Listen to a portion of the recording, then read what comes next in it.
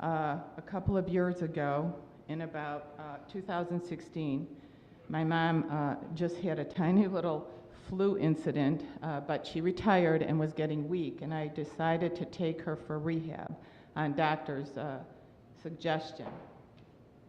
Since the day I took my mother to rehab, I've been living with a motto all over the world that says, Free Gene 2016. Then it became Free Gene 2017, and this year it's been Free Gene 2018. Gene is my mother. People ask me, where's your mother? I said, she's incarcerated. Where? Is she in Syria? Is she in Iraq? Is she in Korea? Where is she? I go, she's here in Detroit. How is she incarcerated at 92? Well, she was so-called kidnapped by a probate court that violated every statute and law under guardianship and conservatorship, Michigan court rules and laws, and I know them by heart. Judge Hallmark delegates all her power to a staff attorney who works in a back room colluding with attorneys, public administrators, and nursing homes to railroad elderly people who have assets only into isolated, demented, terminally ill wards of nursing homes when they're not even sick. My mom didn't have an illness. She was not demented. She had nothing wrong with her. She's been isolated for 2 years, not allowed to see me, not allowed to be with her own daughter because they want our house.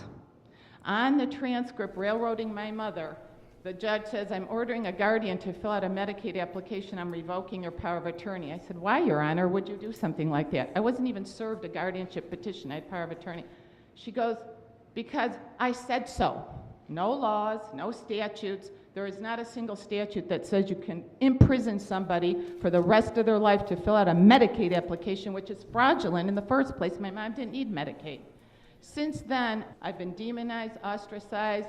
I've been completely devastated and destroyed. They have broken into my home, raped and pillaged my home.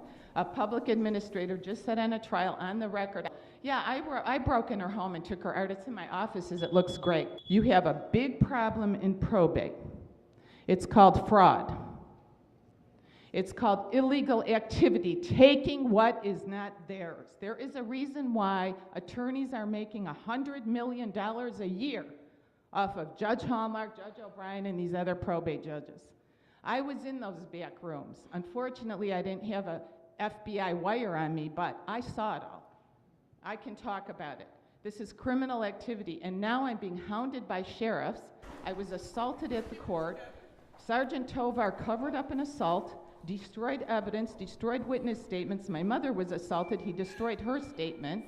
And then I went up to Jessica Cooper's office, and they sent up 3 sheriffs up there who told Jessica Cooper that I was dangerous. So these sheriffs insisted she leave the door open so they could stand there. And when I walked out of Jessica Cooper's office, the sheriffs had their ears plastered onto the wall, which was alarming. And I said, hey, if you need to know something, just ask. So there's cover-ups going on with the sheriffs. They're all in cahoots in this courthouse. There's an incredible, and I mean an incredible corruption ring going on between facilities, nursing homes, these judges, and their attorneys. Now, whether or not these judges are complicit, I didn't accuse that they are complicit. But a judge is a judge and is responsible for that office. And I could never get any help because anytime somebody kidnaps your family member, it becomes so emotional that you are willing to pay any price. I just turned 65. I worked 45 years. I'm not rich, I'm an artist, but I managed to save $500,000 to care for my mother in her old age. Every penny is gone, and now I've just got her out. I just freed her, okay, because I had to put a noose around Hallmark's neck and show her how she was coming down, that she freed her. But I'm saying that no one in this county is doing their job. No one stepped up. I've been to every representative, I've been to Washington, CIA, FBI, and everywhere else, and they tell me you've got to go back to the Oakland County body of government who does nothing. And outside of politics, which seems to go on every day, nobody's doing anything, and a lot of families are suffering. Now, I've liberated my mother 2 days ago. My mom is free, but I have to be in a nightmare fighting now for our house, so I have a home to take her to.